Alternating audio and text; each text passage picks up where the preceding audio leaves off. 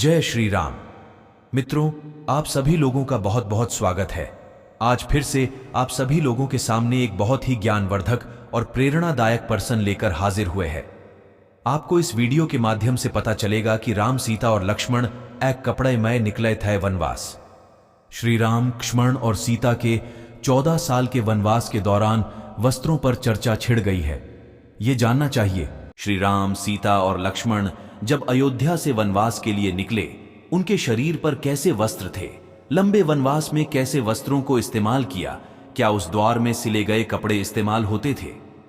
रामायण में इस बात का उल्लेख हुआ था कि जब राम, सीता और लक्ष्मण 14 वर्षों के लिए वनवास के लिए निकले और उन्होंने राजमहल छोड़ा तो राजसी वस्त्र छोड़कर वस्त्र धारण कर लिए होते थे। वलकल वस्त्र, वृक्षों की छाल से बने वस्त्रों को वलकल कहते हैं। राम और लक्ष्मण सामान्य तौर पर वन में वलकल वस्त्र धारण करते थे, तो सीता जी को दिव्य वसन अत्रि ऋषि की पत्नी अनुसुईया जी ने दान के रूप में दिए थे। वलकल वस्त्रों के बारे में कहा जाता है कि त्रेता युग में इस तरह के वस्त्रों का काफी इस्तेमाल होता था।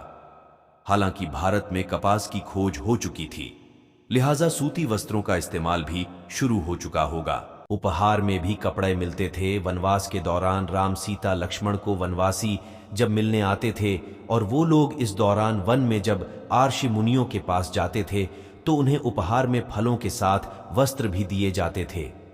वलकल वस्त्रों के बारे में ये भी कहा जाता है कि ये छाल के अलावा प्राकृतिक धागों से बनते थे, उन्हें पानी में धोया जा सकता था। कुछ किताबों में लिखा है कि वनवास के दौरान राम, सीता और लक्ष्मण कड़ी मेहनत करते थे, अपने सारे काम खुद करते थे। वो वलकल वस्त्र भी खुद बनाते थे ताकि इनका इस्तेमाल कर सकें। त्रेता युग में जीने का सलीका भारतीय शास्त्र कहते हैं कि जिस युग में राम पैदा हुए और रहे वो त्रेता युग था।